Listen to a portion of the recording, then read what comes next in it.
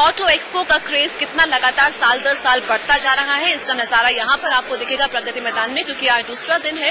कहने को मीडिया का दिन है, लेकिन किस तरह की तमाम भीड़ आप मेरे पीछे देख सकते हैं, वो आपको वाकई में इस बात का गवाह बनती हुई दिखाई देती है कि एक से बढ़कर एक बाइक्स और कारों को देखने के लिए लोग यहाँ पर जमा हो रहे हैं। न खुद आ रहे हैं बल्कि अपने बच्चों को भी साथ में लेकर आ रहे हैं, और उन छोटे बच्चों को जो शायद अभी चलना भी नहीं जानते। बहरहाल हम आपको बता रहे हैं कि बजाज और होंडा किस तरह से बाइक के मैदान में घमासान कर रहे हैं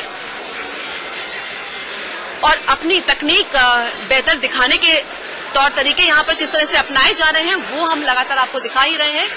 बजाज की अगर बात की जाए तो कावासाकी के साथ उनका जो थोड़ा बहुत टाई अप था, उसकी बेहतरीन बाइक्स वो यहाँ पर दिखा रहे हैं। और अगर होंडा की बात की जाए तो होंडा हमेशा ये कहती रही है कि हमारा जो मेन यूएसपी है वो है बिग बाइक्स का, यानी कि उन लाइफस्टाइल बाइक्स का जिनकी 1000 सीसी या 1500 सीसी से ज्यादा उनकी पावर रहती है और वाकई में वो रफ्तार की बादशाह होती है।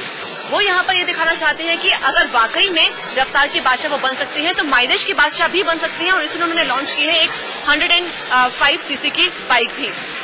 इस सब के बारे में आपको बताएंगे, लेकिन चलिए अब आपको दिखाते हैं कि फिएट भारत में अपना परचम लहराने की कितनी कोशिश कर रही है। हालांकि लीनिया और ग्रांडे पुंटो काफी अच्छी बिक्री कर रही है, लेकिन फिर भी उनको लग रहा है कि अभी बहुत सारा काम बाकी है।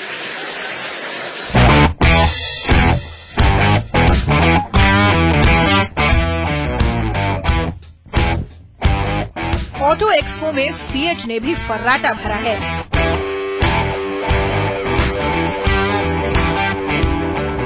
उसने फिएट 500 की diesel denim theme car launch की है।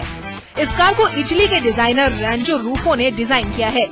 इसके अलावा उसने छोटी कारों के सबसे बड़े बाजार में अपनी जगह पुख्ता करने के लिए पुंटो पर दांव खेला है। उसने अपनी हैचबैक कार पुंटो के वेरिएंट लॉन्च किए हैं।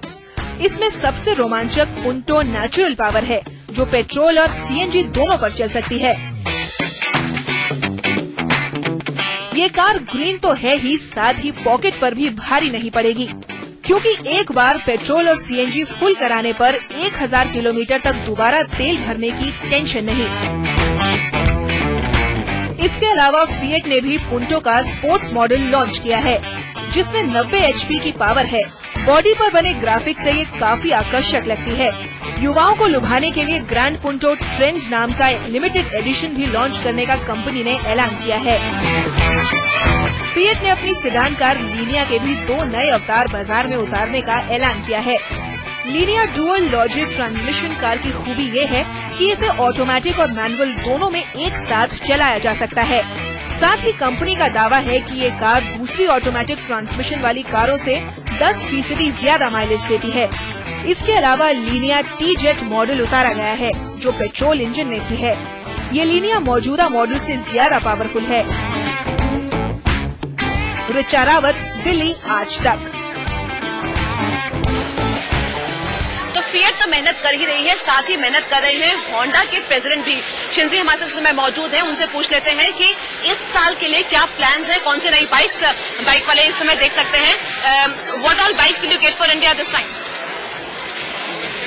This time, actually, we will introduce a couple of new models, and doing so, actually, the year 2010-11, we aim, selling more than 15 lakh sales units.